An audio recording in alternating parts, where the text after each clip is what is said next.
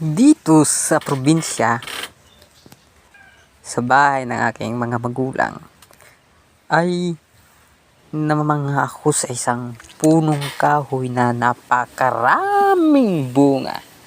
At doon nga natintal ako at hindi ko na pinalampas pa ang mga oras na ito. At sinubukan ko talagang umakyat sa itaas ng puno para makakuha lamang ng bunga.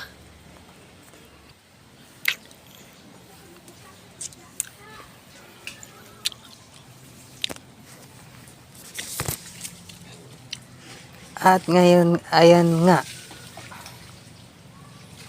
sa ibabaw na ako ng puno. Medyo nakakatakot lang, pero at least natikman ko ang sarap ng prutas na ito. Napakasarap talaga ng punong kahoy nito, guys. Sobrang tamis ang kanyang fruits. Ito daw ang sabi ng lulo ko,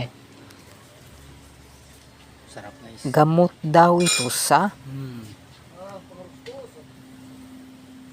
mga may sakit.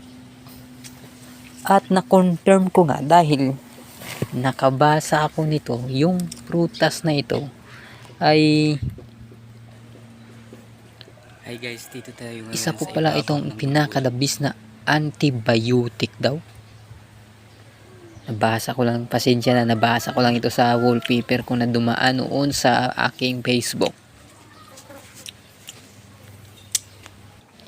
Pero ang alam ko lang talaga, ang gamot na ito ay, yung punong kahoy na ito ay gamot po talaga lumboy sa kayo dyan, lumboy. Kung mataas yung blood sugar mo ay gamot po ito. Mabilis ito mapababa ang inyong blood sugar. Tapos yung yung dahon nito ay nilalaga at iniinom. Pero hindi ko rin alam kung para sa ano, kasi yung mga katandaan dito, itong ginagamit. At ang dahon na ito ginagawa Guys, din nilang lumboy tabako. ay mabisang gamot sa...